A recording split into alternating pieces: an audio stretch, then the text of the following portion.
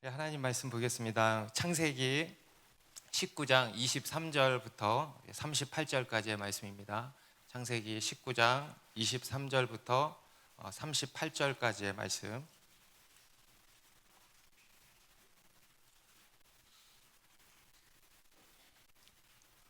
23절부터 한 절씩 읽겠습니다. 롯이 소알에 들어갈 때 해가 돋았더라.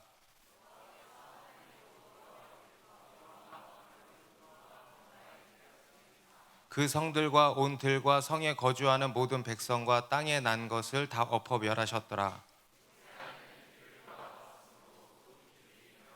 아브라함이 그 아침에 일찍이 일어나 여호와 앞에서 있던 곳에 이르러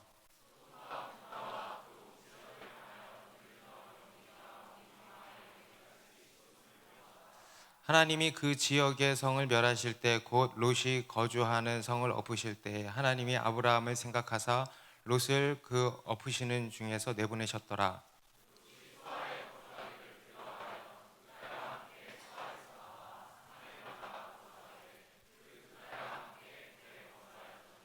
큰딸이 작은딸에게 이르되 우리 아버지는 늙으셨고 온 세상의 도리를 따라 우리의 배필될 사람이 이 땅에는 없으니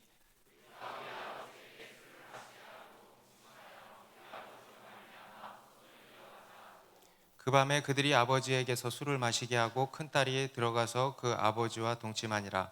그러나 그 아버지는 그 딸이 눕고 일어나는 것을 깨닫지 못하였더라.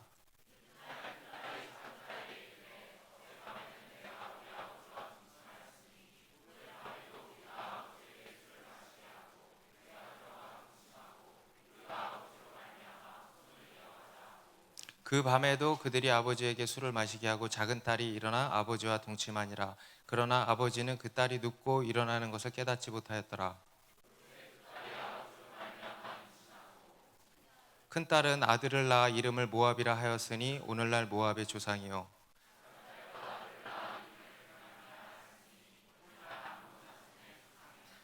아멘.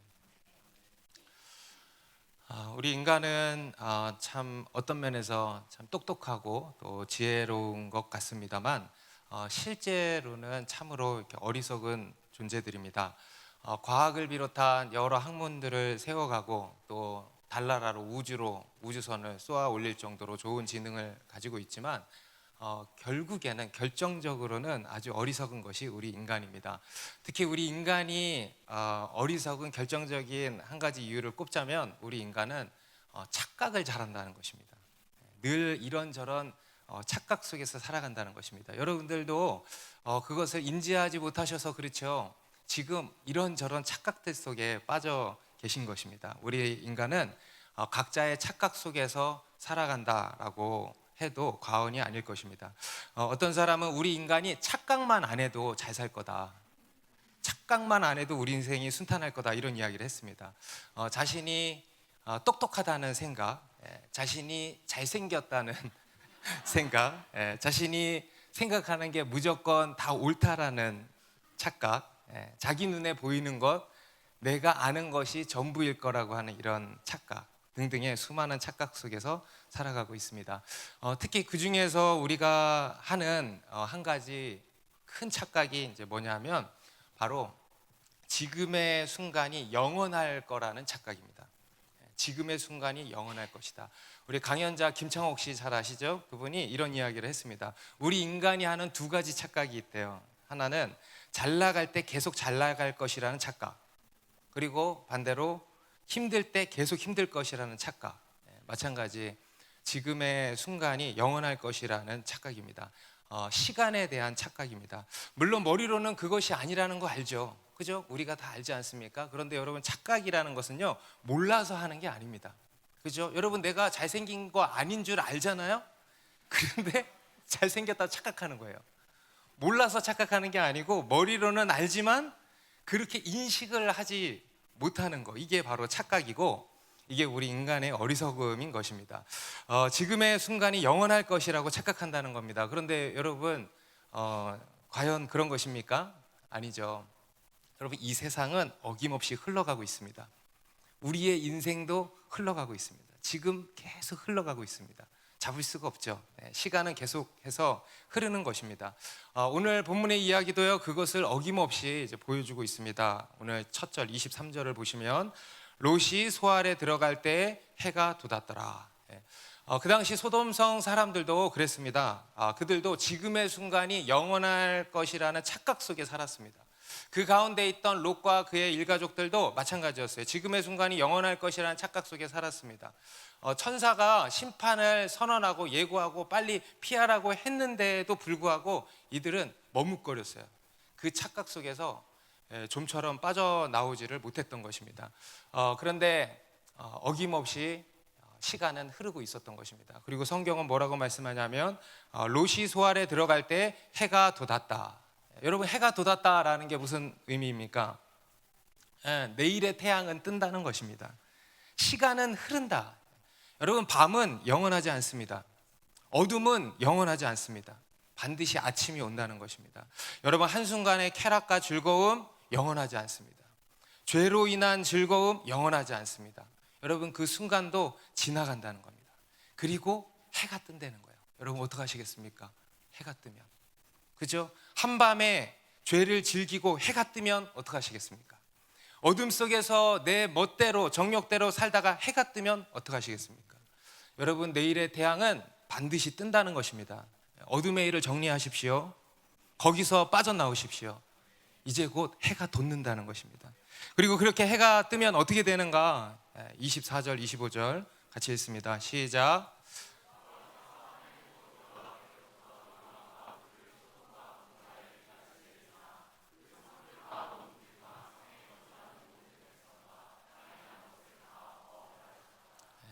우리 앞에서 시한폭탄의 버튼, 심판 버튼이 눌러졌다 그랬죠. 그래서 시간이 따르르르 가고 있다 그랬어요.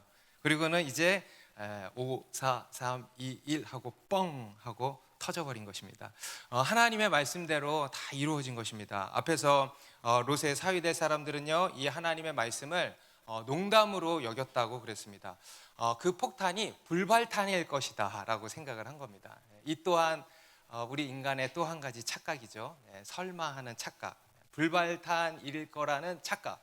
여러분, 우리 인간은요, 믿는데 어떻게 믿냐면 자기 멋대로 믿는 거 아시죠? 자기가 믿고 싶은 대로 믿는 거. 여러분, 이게 착각 아니겠습니까? 설마 그러겠어? 불발탄이겠지. 불발탄이기를 바라는 그런 마음이죠. 그런데 설마가 사람 잡는다고 설마했던 일이 실제가 된 것입니다. 하나님의 말씀대로 이루어진 것입니다. 그리고 그 일은 우리가 상상하는 것 이상의, 상상을 초월하는 너무도 무섭고 끔찍한 일이었습니다. 하나님께서 하늘에서 유황과 불을 소돔과 고모라에 비같이 내리셨다. 여러분, 믿으십니까? 믿으십니까? 여러분, 역사적인 실제, 역사 속에서 일어난 실제 사건이라는 것을 믿으십니까? 여러분, 혹시 보신 분들도 있으시겠지만 인터넷으로 서치를 해보시면은 이 소돔과 고모라의 성경의 기록이 역사적 사실이라는 것이 이미 다 밝혀져 있습니다. 그래서 이 소돔과 고모라는 지금의 이 이스라엘 땅의 그 사해라고 하는 호수가 있죠. 그 사해 남부 지역쯤으로 추정이 되고 있는데, 그곳에 가면은 뭐가 있냐면 지구상에서 발견할 수 없는 순도 98%의 유황 돌들이 수백만 개가 지금도 박혀 있다 그럽니다. 흰색에, 원래 지구상에 있는 유황은 화산 폭발로 인해서 나오는 유황은 순도 한 40% 정도, 그래서 노란색 유황인데 여기 유황은 순도 98%의 흰색 유황, 지구상에서 찾아볼 수가 없대요.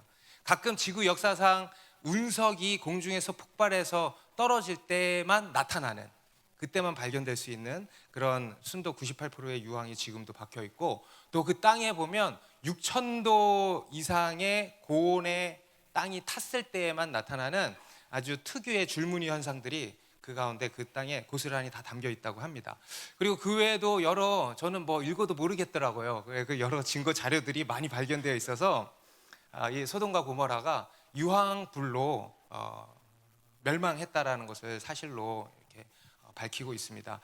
이것은 지금도요, 여전히 이 유황과 소금기로 뒤덮여 있어가지고 식물이 전혀 살 수가 없대요. 영원히 복구가 안 돼. 영원히 복구될 수 없는 완전한 멸망이었던 것입니다. 여러분, 롯의 마음을 사로잡았던 것이 뭐냐면 그 소돔과 고모라의 푸르름이었거든요. 너무 살기 좋아 보이는 푸르름. 근데 그게 한순간에 잿더미가 된 것입니다. 여러분, 이것이 우리에게 보여주는 것이 무엇인가? 여러분, 하나님의 말씀은, 따라합시다. 하나님의 말씀은 진짜다. 여러분, 성경은 신화가 아닌 것입니다. 성경은 단순히 어떤 경전이 아닌 것입니다. 성경은 역사입니다. 그리고 앞으로도 역사일 것입니다. 하나님의 말씀은 진짜다. 아멘. 하나님의 말씀은 반드시 이루어진다는 것입니다. 그리고 두 번째, 죄에는 심판이 따른다는 것입니다. 여러분, 하나님은 죄를 간과하지 않으십니다. 죄를 미워하십니다. 죄를 반드시 심판하십니다. 오늘 이 소돔과 고모라의 심판이 보여주는 것이 그겁니다. 죄에는 심판이 뒤따른다는 것입니다. 아멘입니까? 네. 그리고 이 세상 끝날에 그보다 더한 최후의 심판이 있을 것이다. 이거는 샘플에 불과한 거예요. 여러분, 노아의 홍수, 소돔과 고모라 땅의 불심판, 샘플에 불과한 거예요. 이 세상 마지막 날에는요, 온 우주적인 이러한 심판이 있을 것이다. 이 세상에 끝이 있을 것이다. 믿으십니까? 네. 여러분, 우리 그리스도인의 믿음은요, 또한 이 심판을 믿는 믿음이에요. 여러분, 이 심판을 믿으십니까? 네. 이 믿음을 가지고 이 땅에서 사는 것입니다. 우리 누가복음 17장에도 예수님께서 이렇게 말씀하셨죠. 28절부터 같이 읽습니다. 또 롯의 때와 같으리니 사람들이 먹고 마시고 사고 팔고 심고 집을 짓더니 롯이 소돔에서 나가던 날에 하늘로부터 불과 유황이 비오듯 하여 그들을 멸망시켰느니라. 인자가 나타나는 날에도 이러하리라. 예수님이 나타나신다는 거예요. 다시 예수님이 다시 오실 때에도 이러하리라. 인자가 나타난 날에도 이러하리라. 구체적으로 어떨지 여러분 상상이 돼요, 안 돼요?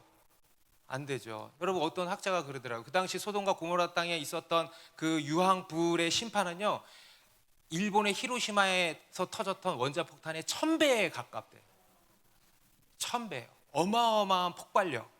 여러분 상상이 되십니까? 그게 뻥 하고 버섯구름이 생겼을 거야 아마. 뻥 하고 터진 거예요. 여러분, 그러한 일이 전 우주적으로 완전히 그냥 이 세상이 이제 끝난다라는 것이죠. 그리고 새로운 세상이 나타날 것이라는 것이죠. 여러분, 그것을 믿는 겁니다. 이걸 가지고요, 종말론적인 신앙이라고 하는 겁니다. 예수님의 재림을 바라보고 사는 것입니다. 여러분, 이러한 믿음이 있으십니까?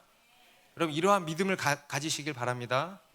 여러분, 하나님의 말씀을 농담으로 여기지 마십시오. 하나님의 말씀은 진짜입니다. 하나님의 말씀은 실제입니다. 하나님의 말씀을 실제로 믿고 그 믿음으로 사시기 바랍니다. 하나님의 말씀은 그대로 다 이루어지는 것입니다. 그렇게 이 롯과 그의 가족들은 가까스로 소돔을 빠져나와서 소아의 성에 이르게 되었습니다. 그런데 그 문턱에서, 그 바로 코앞에서 너무도 안타까운 일이 벌어지게 된 겁니다. 26절에 롯의 아내는 뒤를 돌아보았으므로 소금 기둥이 되었더라. 여러분, 앞에서 천사들이 뭐라고 했습니까? 뒤돌아보지 말라 그랬어요. 그리고 머무르지 말라 그랬어요. 필사적으로 도망치라 그랬어요. 절대 뒤돌아보지 말고 필사적으로 도망치라 그랬어요. 여러분, 뒤돌아보지 말라고 하면 어떻게 해야 돼요? 뒤돌아보지 말아야 되는 거예요. 거기서 생각이 많아지면 돼, 안 돼? 근데 이 롯의 아내는요, 거기서 생각이 많아진 거예요. 여러분, 하나님의 말씀 앞에서는 생각하는 거 아닙니다. 뒤돌아보지 말라고 하면 뒤돌아보지 말아야 되는 거예요. 하지 말라고 하면 하지 말아야 되고, 하라고 하면 하면 되는 것입니다. 생각이 많은 것은, 그 앞에서 생각이 많은 것은 죄예요. 이 롯의 아내도 마찬가지 하나님 말씀을 농담으로 여긴 거예요. 어떤 농담이냐? 한 번 정도야 뭐, 이러한 생각. 여러분, 마귀가 우리를 속일 때 어떻게 해요? 뭐라 그래요? 쭉 해. 이렇게 얘기를 안 하죠. 처음에 이번만 해봐. 한 번만. 오늘 한 번만 빠져도 돼. 셀모임, 오늘 한 번만 빠져. 그리고 다음 주부터 잘 나가면 되잖아. 이러한 생각을 집어넣는 거예요. 롯의 아내도요, 그런 생각이 있었을 겁니다. 그리고 그로 인해서 뒤를 돌아보게 된 거죠. 그런데 여러분, 그로 인한 대가는 어때요? 너무도 참혹했습니다. 그 자리에서 소금 기둥이 되었다는 거예요. 하나님의 또 다른 심판을 받은 것입니다. 소돔성 안에 있는 사람들만 심판을 당한 것이 아니고요. 오늘 본문이 보여주는 게 뭐냐면 소돔성 안에만 있는 사람들만이 아니고 이 뒤돌아본 롯의 아내도 심판을 당했다는 거예요. 여러분, 이 롯의 아내는요, 구원의 대상자였습니다. 구원의 대상자였어요. 하지만 구원의 대상자였는데 어떻게 됐어요? 심판을 받았다는 것입니다. 여러분, 성경은 분명히 말씀을 합니다. 순종의 복이 있고 불순종의 저주가 있다고 분명히 말씀합니다. 우리 신명기 28장에 보면 분명히 말씀하죠. 순종에는 복이 따르고, 아멘. 그리고 불순종에는 뭐가 따라요? 저주가 따른다. 여러분, 성경이 말씀하는 복은요, 이 세상이 말하는 복과 다르죠. 근데 어떻게 다르냐? 여기 나와 있어요. 성경이 말씀하는 복은 그냥 복이 아니에요. 순종의 복이에요. 따라해보세요. 순종의 복. 엎드릴 복이라 그랬잖아요. 순복의 복이라 그랬잖아요. 그죠? 성경이 말씀하는 복은 그냥 복이 아니에요. 세상이 말하는 복은 그냥 복이죠. 그런데 성경이 말씀하는 복은 순종의 복입니다. 다시, 순종의 복. 복은 한자가 아니에요. 네자예요. 복은 한자가 아니고 네자라고요. 순종의 복, 이게 한 단어인 것입니다. 그리고 불순종의 저주가 있다는 거예요. 순종에는 복이 따르고 불순종에는 저주가 따른다.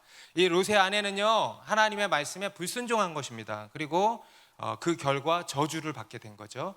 여러분, 롯의 아내가 왜 뒤돌아봤을까요? 한 번만, 왜? 궁금해서. 뭐가 궁금했을까? 진짜 막 꽝꽝꽝 하니까 뭐 불꽃놀이 구경하려고 본 걸까요? 그런 걸까요? 아니면은 그 사람들이 너무 안타까워서 긍휼의 마음으로 본 걸까요? 아니죠. 바로 과거에 대한 미련 때문에. 미련. 소돔에 남겨놓은 것에 대한 미련.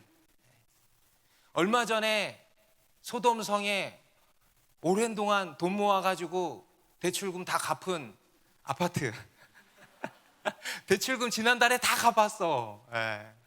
그걸 놓고 떠나는 이 미련, 아까운 거죠. 얼마 전에 산 값비싼 자동차, 이것도 할부금 지난달에 끝났어. 아니, 지난달에 뽑은 거야. 완전히 새 거야.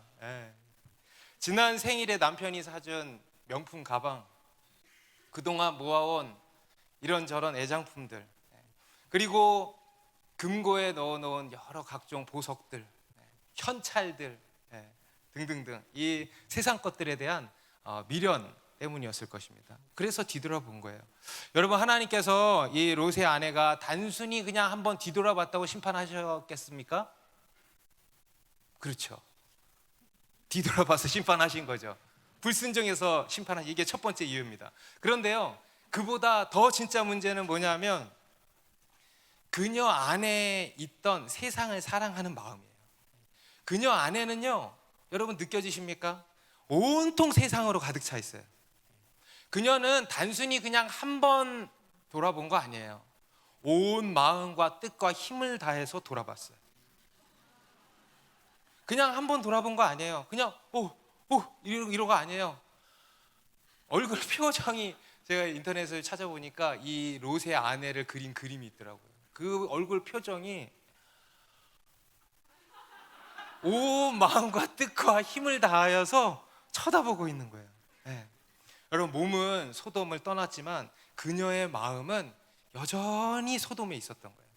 여러분, 여러분의 남편이 몸은 집에 와 있는데 그 마음이 엉뚱한 곳에 가 있다, 엉뚱한 생각으로 가득 차 있다. 그러면 어떡하시겠습니까? 죽여버려요? 그렇죠. 유황불을 내려버리겠죠. 몸은 집에 와 있는데 그 마음에 온통 다른 여자 생각으로 가득 차 있다. 그러면 유황불을 내려야 되는 거예요. 그렇죠? 몸은 떠났지만 그녀의 마음은 여전히 소돔에 있었던 거예요. 그 마음은요, 한 발자국도 빠져나오지를 못했던 것입니다. 그러면 빠져나온 거예요, 못 빠져나온 거예요? 못 빠져나온 거예요. 그래서 심판받는 게 당연해, 안 해? 당연한 거예요. 여러분, 오늘날 교회 안에도 보면 이런 롯의 아내 같은 사람들이 많을까 적을까? 많을 거예요. 양다리 신앙, 두 주인을 섬기는 신앙, 만몬, 세상과 하나님 둘 다 섬기는 신앙. 여러분, 이런 신앙은 있다 그랬어, 없다 그랬어요? 여러분, 양다리 신앙이라는 말이 돼요, 안 돼요? 예수님이 안 된다 그래요. 그거는 그냥 만몬, 세상 섬기는 거예요.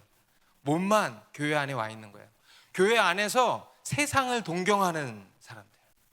여러분, 지금도 세상을 동경하고 있습니까? 세상을 계속 뒤돌아보고 있는 거예요.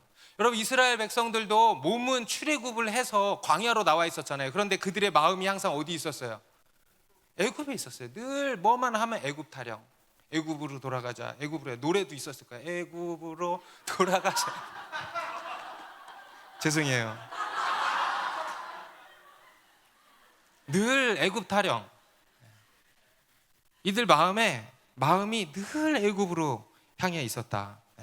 그러다가 결국은 어떻게 됐어요? 광야에서 죽었죠.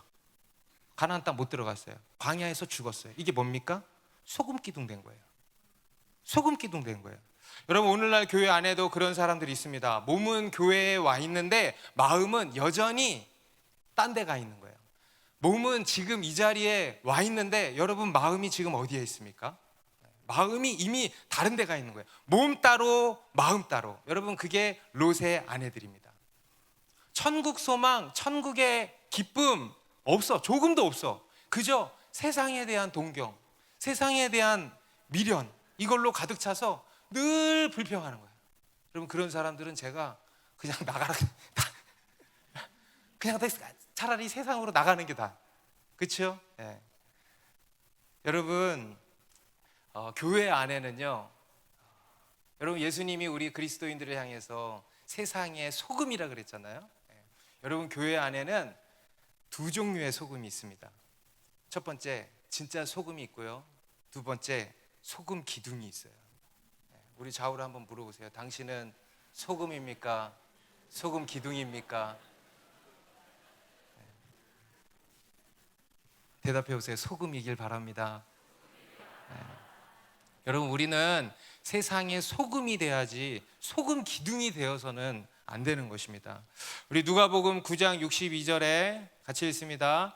예수께서 이르시되 손에 쟁기를 잡고 뒤를 돌아보는 자는 하나님의 나라에 합당하지 아니하니라 하시니라. 또 그 밑에도 그날에 만일 사람이 지붕 위에 있고 그의 세간이 그 집 안에 있으면 그것을 가지러 내려가지 말 것이요 밭에 있는 자도 그와 같이 뒤로 돌이키지 말 것이니라. 롯의 철을 기억하라. 여러분, 예수님께서 오늘날 제자된 우리 그리스도인들에게 분명히 말씀하는 거예요. 뒤로 돌이키지 말아라. 롯의 철을 기억해라. 여러분, 우리 그리스도인의 삶은 어떤 삶이냐? 바로 한번 따라해 보세요. No turning back. 뒤돌아보지 않는 것입니다. 여러분, 믿음이 뭔지 아세요? 믿음이란 뒤돌아보지 않는 것입니다. 뒤돌아보지 않고 앞만 보고 달려가는 것. 뒤돌아보지 않는 것, 앞만 보고 달려가는 것, 이게 바로 믿음인 것입니다. 여러분, 지금도 여전히 뒤돌아보고 있는 것이 있습니까? 이 세상 무언가에 여전히 미련이 남아 있습니까? 아직도 이 정도는 돼야 돼 하는 것이 있습니까? 배우자에 있어서 이 정도는 돼야 돼, 내가 살아가는 수준에 있어서 이 정도는 돼야 돼 라고 하는 것이 있습니까? 이게 다 세상에 대한 미련입니다. 여러분, 이것으로 인해서 우리가 소금 기둥이 된다는 거예요. 여러분, 다시 시선을 돌이키시기 바랍니다. 다시 고개를 앞으로 돌이키시기 바랍니다. 앞을 보시기 바랍니다. 다시 주님을 보십시오. 영원한 하늘을 보십시오. 그리고 그 하늘을 향해서 계속 달려가시기 바랍니다. 여러분, 보물을 어디다 쌓으라 그랬어요? 여러분, 하늘에 계속 저축을 하세요. 그래서 하늘을 향해 달려가시기 바랍니다. 그리고 27절에는 아브라함의 모습이 이제 대조적으로 나오고 있습니다. 아브라함이 그 아침에 일찍이 일어나 여호와 앞에 서 있던 곳에 이르러 소돔과 고모라와 그 온 지역을 향하여 눈을 들어 연기가 온기가마의 연기같이 치솟음을 보았더라. 하나님이 그 지역의 성을 멸하실 때 곧 롯이 거주하는 성을 엎으실 때에 하나님이 아브라함을 생각하사 롯을 그 엎으시는 중에서 내보내셨더라. 이게 바로 온기가마의 연기같이 이게 버섯구름이라고 저는 생각합니다. 어마어마한 그죠? 불 연기를 이제 보게 된 거죠. 우리가 가져야 하는 또 한 가지 믿음, 바로 기도에 대한 믿음입니다. 그리고 오늘 본문은요, 롯과 그의 가족들이 구원을 얻게 된 직접적인 이유에 대해서 이렇게 밝히고 있는 것입니다. 바로 아브라함 때문이라는 거예요. 하나님이 아브라함을 생각하사 롯을 그 엎으시는 중에서 내보내셨다, 분명하게 말씀하죠. 정확히 말하면 아브라함의 중보기도 때문이었던 것입니다. 오늘 본문이 보여주는 또 한 가지 불변의 진리, 기도는 사라지지 않는다. 여러분, 기도는 반드시 응답됩니다. 여러분, 기도는 헛된 것이 하나도 없습니다. 그러니 여러분, 기도하십시오. 기도를 해오신 여러분들은 낙심하지 말고 계속 기도하십시오. 여러분, 기도는 절대 사라지지 않습니다. 기도는 이렇게 남는 것입니다. 여러분, 아브라함이요, 그렇게 하나님께 아뢰고 하나님이 그래 내가 구해주겠다 하시지 않았어요.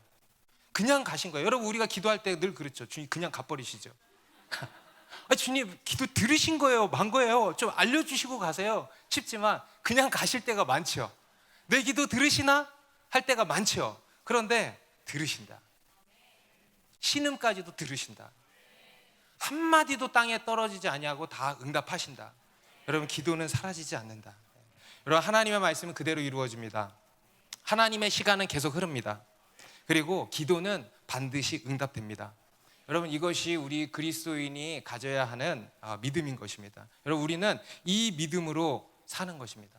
그런데 이 세상 사람들은 이러한 믿음이 없죠. 그리고 자기만의 착각에 빠져서 사는 것입니다. 우리 인간은 결국 그런 생각이 들었어요. 착각과 믿음 사이에서 산다. 착각과 믿음 사이에서 산다. 여러분, 우리가 믿음으로 살지 않는 것은요, 세상 사람들 그게 제정신이라고 생각하죠. 근데 그게 착각 속에서 사는 것입니다. 여러분, 우리는요, 착각 속에 살던가 믿음으로 살던가 둘 중에 하나를 선택해야 하는 것입니다. 세상 사람들은 착각 속에서 다 사는 것입니다. 그런데 우리 그리스도인은요, 그 착각에서 빠져나와서 진리를 믿는 믿음으로 사는 것입니다. 여러분, 무엇을 선택하셨습니까? 무엇을 선택하시겠습니까? 착각과 믿음 중에서 뭘 선택하시겠습니까? 혹시 오늘 교회에 처음 오신 분들 계시다면은 이제 착각 속에서 빠져나오셔서 믿음의 세계로 들어가게 되시길 바랍니다. 롯과 그의 딸들은요, 이 아브라함의 중보 기도를 통해서 가까스로 이 소돔성에서 구원을 받았습니다. 그리고 소알성으로 들어가게 됐는데, 이 소알성에도 들어가 보니까 이제 안전하지 않았던 것입니다. 우리 30절입니다. 롯이 소알에 거주하기를 두려워하여 두 딸과 함께 소알에서 나와 산에 올라가 거주하되 그 두 딸과 함께 굴에 거주하였더니, 롯이 소알에 들어가니까 거기서도 두려웠다는 거예요. 뭐 때문에 두려웠는지는 모르겠습니다. 이런저런 위험 요소가 끊임없이 있었겠죠. 그런데 여러분, 어딜 가든 안 두려웠겠습니까? 그렇죠? 어딜 가든 두려운 것입니다. 여러분, 우리가 하나님 안에 거하지 않으면 어딜 가든 두려운 것입니다. 여러분, 이 세상에 안전지대란 없어요. 어딜 가든 두렵고 불안한 것입니다. 그런데 우리가 주님 안에 거한다, 하나님 안에 거한다, 그럼 어딜 가든 안전합니다. 아멘입니까? 여러분, 우리가 선택하는 것들은요, 늘 불안하고 두려운 것입니다. 여러분, 그렇지 않습니까? 여러분이 어떤 선택을 할 때 여러분이 선택하고 나서 어때요? 늘 불안하죠. 그죠? 내 눈에 볼 때 이게 좋아 보여서 이걸 막상 선택했는데 후회되죠. 늘 불안하죠. 이걸 선택할 거 하면 안전할 거라고 생각했는데 여전히 두려운 거죠. 그죠? 확신이 없는 것입니다. 그런데요, 하나님의 말씀을 따라서 선택을 하잖아요. 그러면 두렵지가 않아요. 우리가 볼 때 어떤 보장도 없어, 좋아 보이지도 않아. 그런데 주님이 말씀하시는 말씀을 따라서 선택을 하잖아요. 그러면 이상한 확신이 생기고 묘한 평안이 생기는 것입니다. 두렵지 않아요. 그게 주님 안에 있는 것입니다. 여러분 그 길로 가게 되시기 바랍니다. 네. 이 롯은요 여전히 불안한 겁니다. 그래서 결국 두 딸과 함께 다시 소알성을 떠나서 산에 올라가서 동굴에서 거주를 했다는 것입니다. 처음에 가라 그럴 때 빨리 가지, 그죠? 예. 여러분 이게 롯의 결말이었습니다. 롯 인생의 결말이 이랬습니다. 그는 끝까지 자기 생각대로 살았습니다. 한 번을 내라고 하질 않았다 그랬죠. 한 번을 내라고 하질 않아요. 끝까지 내 생각에는, 주님 제 생각에는 말이에요, 내 생각에는 말이야, 내 생각에는 말이야, 끝까지 자기 생각으로 산 사람이에요. 그리고 그 결과가 이러했던 것입니다. 그런데 이 롯의 인생의 추락은요 여기서 끝이 아닙니다. 그 뒤에 이제 더 끔찍한 비극으로 이어지고 있습니다. 우리 31절 32절입니다. 큰 딸이 작은 딸에게 이르되 우리 아버지는 늙으셨고 온 세상의 도리를 따라 우리의 배필될 사람이 이 땅에는 없으니 우리가 우리 아버지에게 술을 마시게 하고 동침하여 우리 아버지로 말미암아 후손을 이어가자 하고. 그 당시에 이 여성들에게 있어서 가장 중요한 일은 결혼해서 아이를 낳는 일이었습니다. 그 외에 인생에 다른 선택지가 없었어요. 오늘날처럼 이 여성들이 사회적으로 차지할 수 있는 비중이 전혀 없었기 때문에 오직 결혼해서 아이를 낳는 것, 이것이 여자의 일이고 여성의 유일한 정체성이었습니다. 여자는 아이를 낳음으로써만 인정을 받고 삶의 의미를 느낄 수가 있었던 것입니다. 그래서 이 롯의 딸들에게도 그것이 너무도 중요한 일이었던 겁니다. 심지어 그들은 결혼할 사람들이 있었잖아요. 약혼한 상태였어요.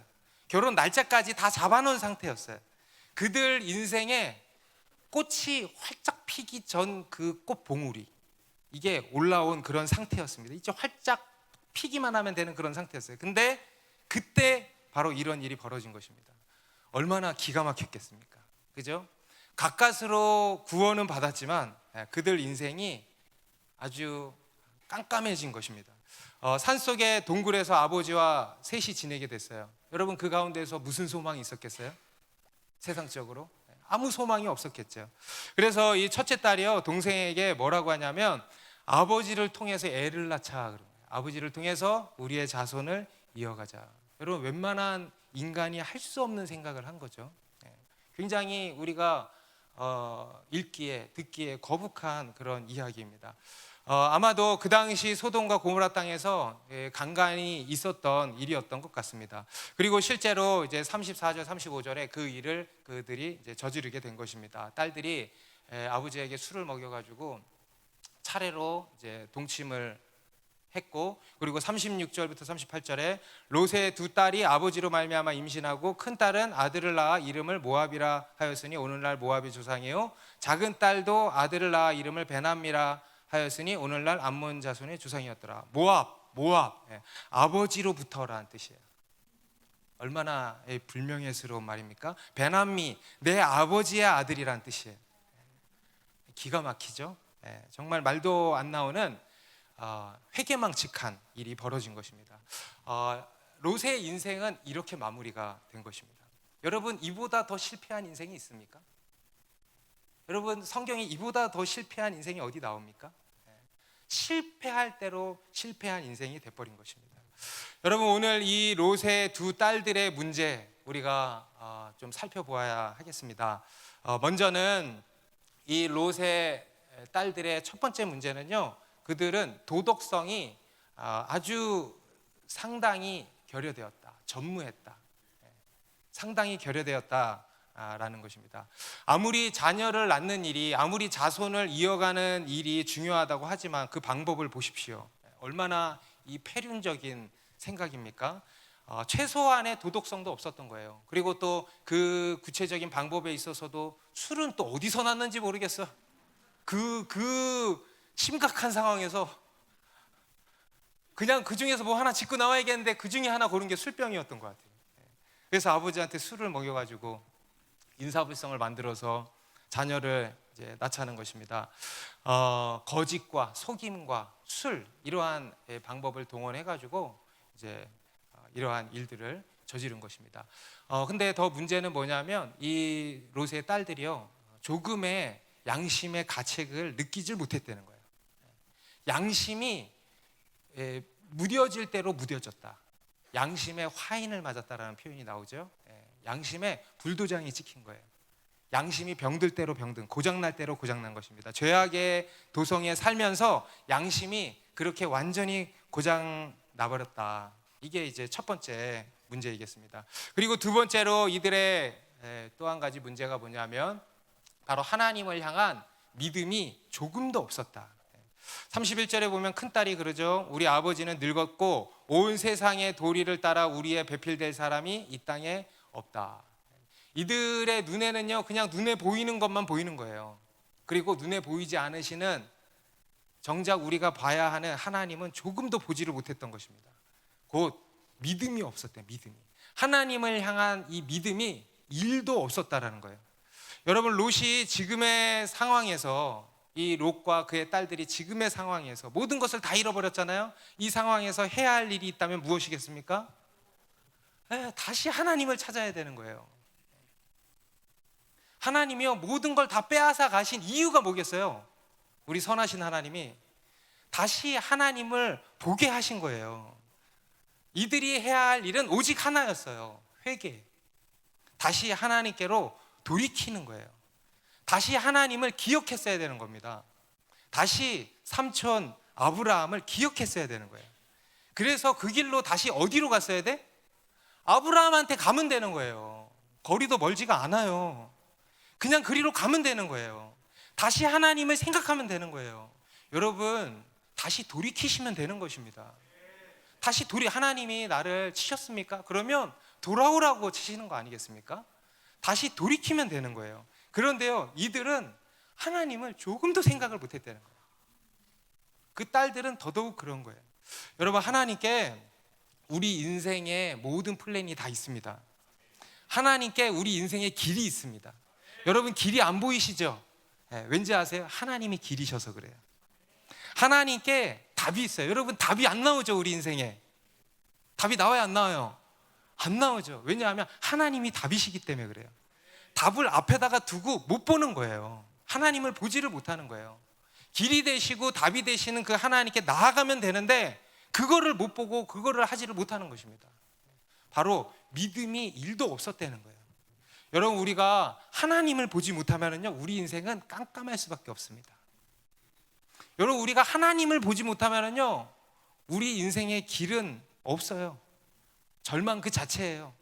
막막함 뿐인 것입니다. 여러분, 지금 막막하십니까? 당연한 거예요. 그런데 여러분, 하나님이 길이 되시고 답이 되신다는 거예요. 하나님이 우리와 함께 하신다는 거예요.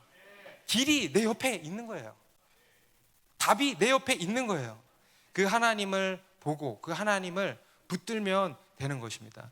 여러분, 우리의 문제는요, 우리는 환경 탓을 하지만 우리의 문제는 믿음이 문제예요. 여러분, 믿음 탓을 하십시오. 따라합시다. 환경 탓하지 말고 내 믿음 탓이다. 여러분, 우리의 문제는 이것저것이 없는 것이 아닙니다. 우리의 환경이 동굴이라는 것이 아닙니다. 우리의 문제는 하나님을 보지 못한다는 데 있어요. 믿음이 없다는 데 있어요. 그렇기 때문에 여러분, 우리가 구해야 할 것도 무엇보다 무엇일까요? 무엇일까요? 믿음이에요. 나의 믿음 없음을 도와달라고 기도해야 하는 것입니다. 내 환경을 두고 기도하기 이전에 먼저 나의 믿음 없음을 도와달라고 기도해야 돼요. 믿음을 구하시기 바랍니다. 여러분, 우리 인생의 답은 오직 하나님께 있는 겁니다. 여러분, 인생에 아무것도 보이질 않습니까? 그러면 감사하세요. 그게 하나님의 은혜입니다. 참 길이 되시고 답이 되시는 하나님을 보여주기 위해서 그렇게 하시는 거예요. 하나님만 계시면 되는 것입니다. 여러분, 그 기회를 붙드십시오. 하나님이 우리와 함께 하십니다. 하나님께서 우리 인생의 모든 계획이 그분 안에 다 있습니다. 그분 안에 우리 인생의 답이 있고 그분 안에 우리의 길이 있습니다. 그 하나님을 보십시오. 그리고 그 하나님께 소망을 두십시오. 그 하나님만을 의지하십시오. 여러분의 배우자 어디에 있는지 아세요? 하나님께 있는 거예요. 아멘? 여러분 그 하나님을 끝까지 믿으시기 바랍니다. 그리고 마지막으로 이들의 더 근본적인 문제가 뭐냐? 오늘은 제가 이 얘기를 좀 하려고 합니다. 이들의 주된 관심사가 어디 있었냐? 온통 결혼과 출산에만 꽂혀 있었다. 시집 가서 애 낳고 사는 거, 그거에만 관심이 있었다. 그거에만 너무 꽂혀 있었다. 이 또한 마찬가지죠. 이 땅의 일에만 관심이 있었다라는 것입니다. 여러분, 이런 인생, 이런 사람들을 두고 뭐라 그랬어요? 육적이다 그런 거예요. 세속적이다 또는 세속적이다. 그 엄마도 그랬고요. 그 딸들도 그랬던 거예요.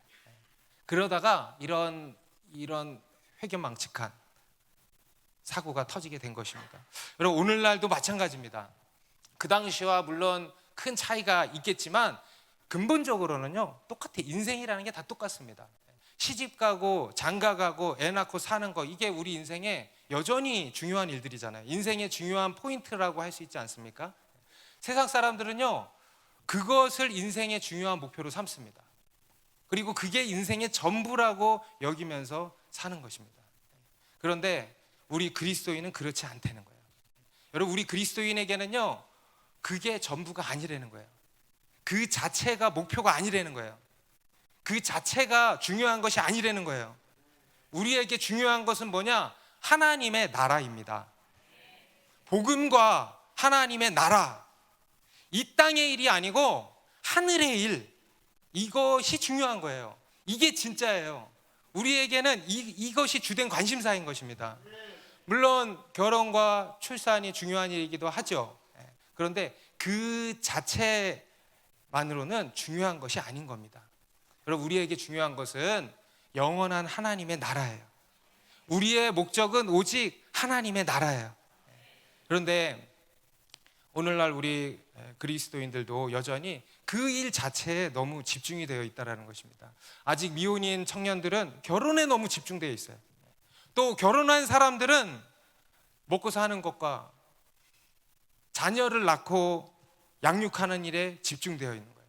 하나님의 나라는 쏙 빼놓고 그것과 전혀 무관하게 그것 자체에 집중되어 있다는 것입니다. 이것은 여전히 이 땅의 일에 집중되어 있는 거예요. 비본질적인 것을 본질로 여기고 사는 거예요. 여러분, 이게 우리 인간이 하는 또 한 가지 착각이에요. 우리 인간은 비본질을 본질로 착각하면서 산다는 것입니다. 그리고 그것으로 자신의 인생의 실패, 성공 여부를 따지는 것이죠. 그것으로 하나님의 선하심과 복주심을 평가하는 것입니다. 결혼하면 성공한 것이고 하나님께 복받은 것이고, 결혼하지 못하면 실패한 것이고 복을 못 받은 것이고, 그런 것입니까 여러분? 또 자녀를 낳으면, 자녀를 많이 낳으면 낳을수록 성공한 것이고, 그렇지 않으면 실패한 것이고, 그런 것입니까 여러분? 여러분, 이런 식의 생각이 바로 육적인 생각이라는 거예요. 제가 짧은 시간 목회 사역을 하면서 한 가지 발견한 것이 있어요. 그게 뭐냐면, 발견한 현상이 있어요. 이맘때가 되면 가을이 되고 겨울이 되고 하면 미혼인 형제 자매님들의 얼굴빛이 달라져. 시험이 찾아오는 것을 보게 됩니다. 이것도 참 하나님의 섭리인 것 같아요. 우리를 이런 시험으로 통과시키시는 섭리인 것 같아요. 물론 어떤 사람은 봄에 찾아오는 사람도 있습니다. 여름에는 이제 여름 사역하니까 괜찮죠. 그런데 가을이 되고 겨울이 되면 10월, 11월이 되면 날씨가 이렇게 쌀쌀해지면서 시험이 찾아오는 거예요. 나는 언제 가나? 쟤도 가고 쟤도 가고 쟤도 가는데 나는 언제 가나? 그리고 이제 어떤 사람들은 자기들끼리 모여서 카톡방을 파가지고 배우자 기도 제목을 나누고 함께 기도를 하기도 합니다. 제가 그런 소식들을 간간히 들으면요, 마음이 좋을까요? 좋질 않아요. 여러분, 그것도 우리가 기도해야 할 제목이지만 그닥 좋게 들리질 않아요. 여러분, 그것이 우리에게 여러분에게 너무도 중요한 이슈인 거 저도 잘 압니다.